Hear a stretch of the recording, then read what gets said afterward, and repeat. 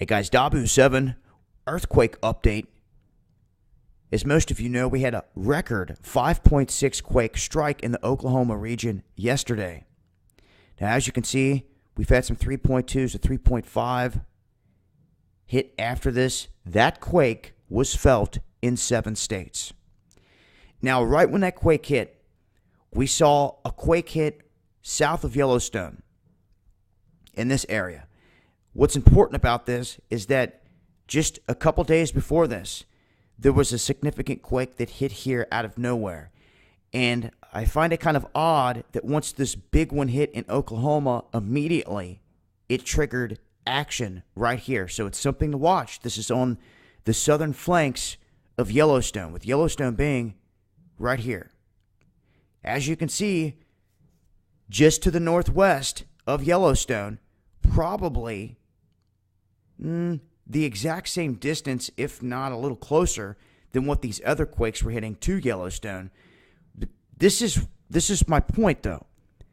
We're seeing quakes hitting here, and this is really on the outskirts of this huge caldera, of this supervolcano. Something to pay attention to, because there's a difference here in fault quake activity and quake activity from magma on the move. Okay, from magma and hitting different chambers on the move, underground. And since that quake, we've been seeing some small quakes hitting up here in northern Nevada as well. Now, Pacific Northwest, out here off the Wanda Fuca, it's quiet, although there was a decent quake that hit right there on that ridge. It's now gone off the map. You can see there's been a series of quakes hit down here off of Costa Rica, Nicaragua, Guatemala, each country getting their own mid-4 range magnitude quake. Swarms continue in the island areas of Puerto Rico, Virgin Islands, and this mid-Atlantic ridge is something to pay attention to, because it seems like when it starts to pick up with activity, we're not too far away from seeing a 7-pointer. Now, there was a 5.6, 5.7 that has just struck the Philippines. Now, this is downgraded from a 5.9 that they had on here that had rattled the Philippines. It doesn't look like there's a whole lot of destruction attached to this. I don't see any reports of crumbled buildings. It looks like a lot of people felt this quake coming out of Oklahoma, though. And it looks like it may be kicking up some other quake activity around as well. It's something to pay attention to. When these quakes dead center of the United States start getting shallow and greater in magnitude, you have to remember that this also runs along this border rim of the craton. Now, this is important because these quakes are hitting in this area. Yes, some of these areas are considered fracking country, but you have to look at the fact that other countries like the Dakotas that have more fracking than anyone have no quakes. So it's not always just fracking, but fracking can induce it. Fracking can push it forward. It could make the process speed up, especially when they're cracking the earth open and then injecting fluids back into it that should not be there. And I know a lot of people taken by surprise, in 7 states that felt this quake that came through.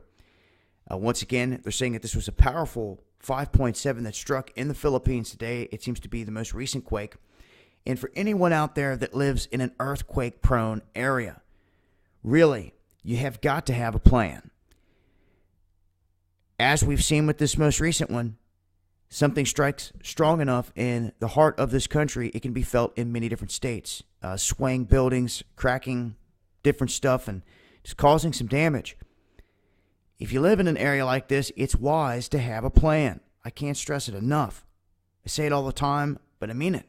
You've got to have a plan for a quake, for a lights out situation. I'm serious. We've been talking here recently, and even some of the guys, when saying, hey, I've got enough food and water for the next 60 days. We're talking about this hurricane coming up on the coast. But then they start to think, if the lights go out and it becomes something like Sandy, is that going to be enough? You don't ever want to be wondering, do I have enough? I'm warning you. Because when it actually happens, you're not going to be able to get all the stuff you need. Don't be one of those people. Don't get caught in the chaos of trying to survive something that you could have had a leg up on.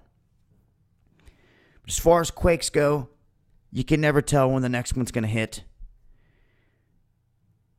Got to send the prayers out to anyone out there that's been caught up in any of this quake activity.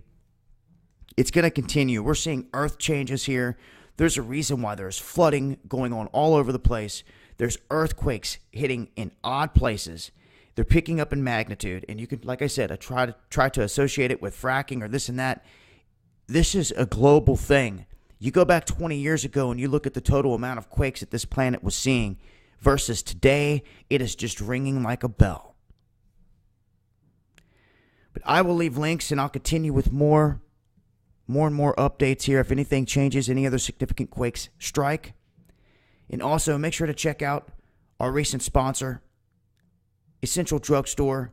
We hooked up with these guys specifically to offer an avenue for people to get all the stuff they need, antibiotics, the antibiotic packs that they carry, any kind of medicine, heart medicine, insulin for diabetics, the things you're not going to be able to get when the pharmacy closes.